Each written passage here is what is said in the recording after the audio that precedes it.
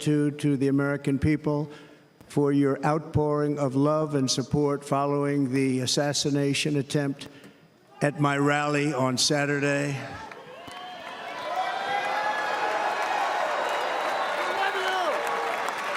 As you already know, the assassin's bullet came within a quarter of an inch of taking my life.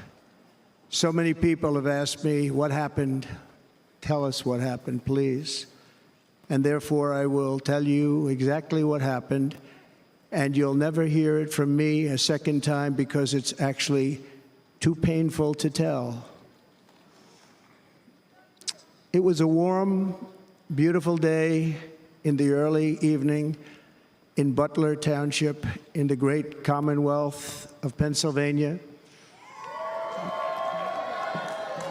Music was loudly playing, and the campaign was doing really well. I went to the stage, and the crowd was cheering wildly. Everybody was happy. I began speaking very strongly, powerfully, and happily, because I was discussing the great job my administration did on immigration at the southern border. We were very proud of it.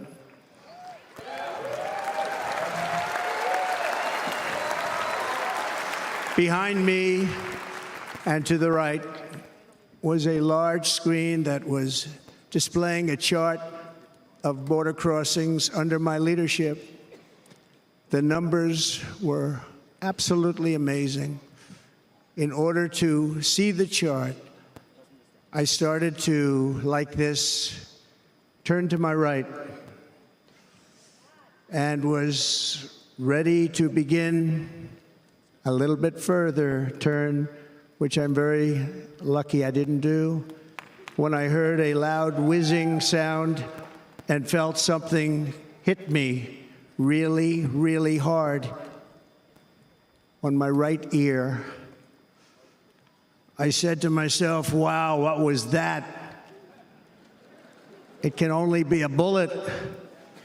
And moved my right hand to my ear, brought it down.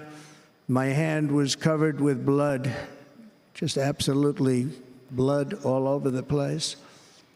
I immediately knew it was very serious, that we were under attack, and in one movement proceeded to drop to the ground.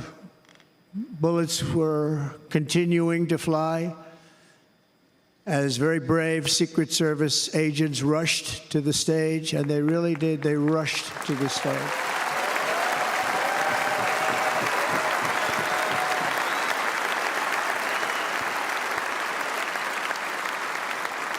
These are great people, at great risk, I will tell you, and pounced on top of me so that I would be protected.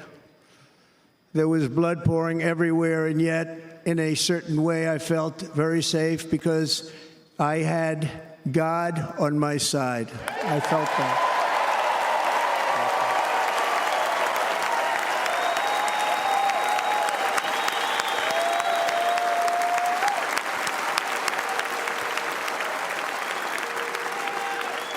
The amazing thing is that prior to the shot, if I had not moved my head at that very last instant, the assassin's bullet would have perfectly hit its mark, and I would not be here tonight. We would not be together. The most incredible aspect of what took place on that terrible evening in the fading sun was actually seen later. In almost all cases, as you probably know, and when even a single bullet is fired, just a single bullet, and we had many bullets that were being fired, crowds run for the exits or stampede, but not in this case. It's very unusual.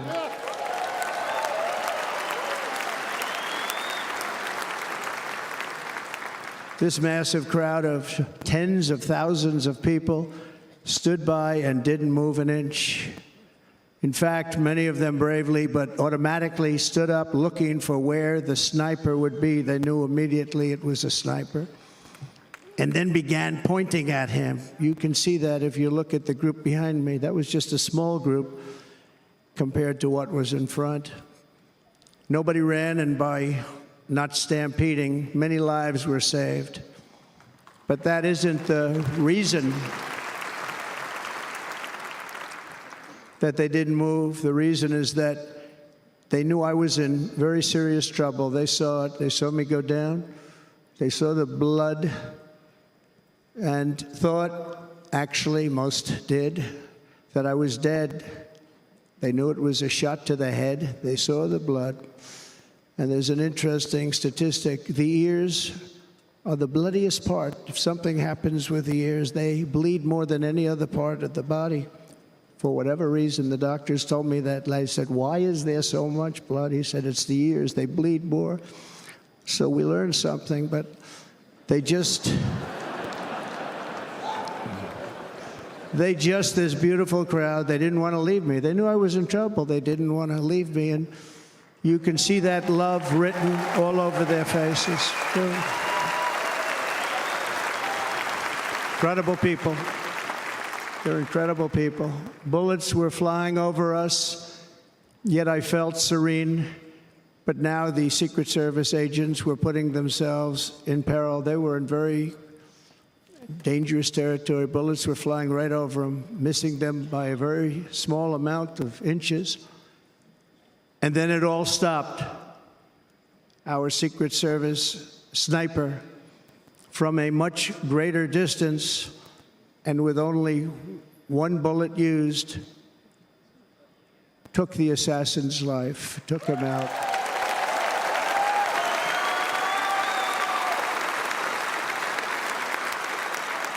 I'm not supposed to be here tonight. Not supposed to be here. Yeah.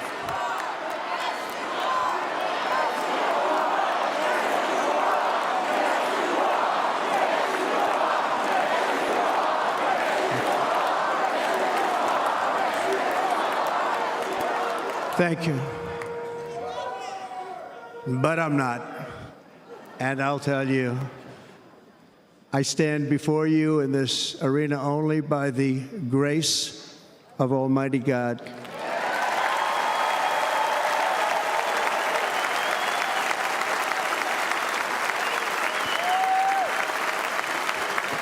In watching the reports over the last few days, many people say it was a providential moment.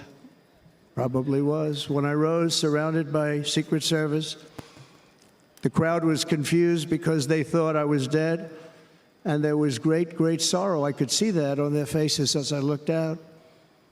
They didn't know I was looking out. They thought it was over.